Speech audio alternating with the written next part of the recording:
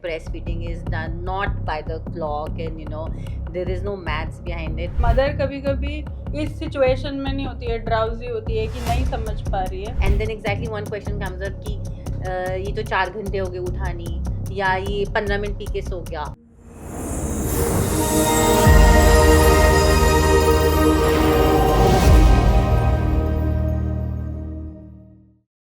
During the child birth, ठीक है, baby deliver हुआ है, उसके बाद बिकॉज आप एक लैक्टेशन कंसल्टेंट भी हैं, हम अपने राउंड्स पे डिलीवरी के बाद पेशेंट को समझाते हैं कि ठीक है, breast feeding is done not by the clock and there is no maths behind it, but of course because I think they need to keep somebody who can reinforce the same thing again and again, because especially first time mothers have this lot of anxiety again coming to the internet, it's so much filled with so much of stuff कि 2-3 घंटे में ही feed करानी है, and then exactly one question comes up कि ये तो 4 घंटे हो गए उठा नहीं, या ये 15 मिनट पी के सो गया। इसमें स्पेशली उनको टेंशन होती है कि क्या मेरा बेबी वेल फेड है कि नहीं। हाँ जी। So how do you relieve that anxiety कि हाँ ठीक है, your baby is well fed, don't worry. जी, तो बेबी वेल फेड होने के एक तो आप चिंता छोड़ दीजिए क्योंकि आप हॉस्पिटल में हैं। तो हॉस्पिटल में स्टाफ जो है आपके बच्चे की सुसु, potty, hydration levels, blood sugar levels, बहुत सारी चीजें चेक हो रही हैं, और कहीं भी कोई ब्रीच है कि बच्चा वेल फेड नहीं है तो सबसे पहले आपको वहाँ पे सपोर्ट मिलेगा। तो पहले 3 दिन तो आपको थोड़ा आराम से अपनी रिकवरी पे रिलैक्स रखना चाहिए।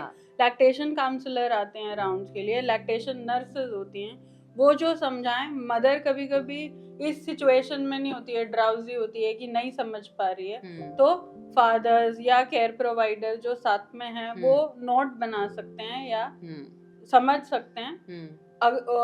तो ये चैलेंजेस धीरे धीरे कम हो सकते हैं, और ऐसा नहीं है कि बच्चा सिर्फ 2-3 घंटे बाद ही दूध मांगेगा।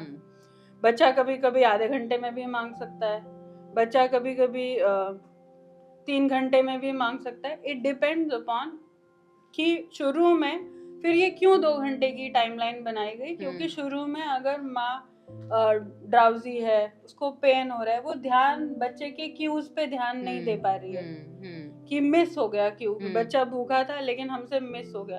तो हमने फर्स्ट टाइम मदर्स के लिए ये थोड़ा गाइडलाइन बना दिया कि चलो बच्चा 2 घंटे तक नहीं मांग रहा है तो आप फीड करा दीजिए।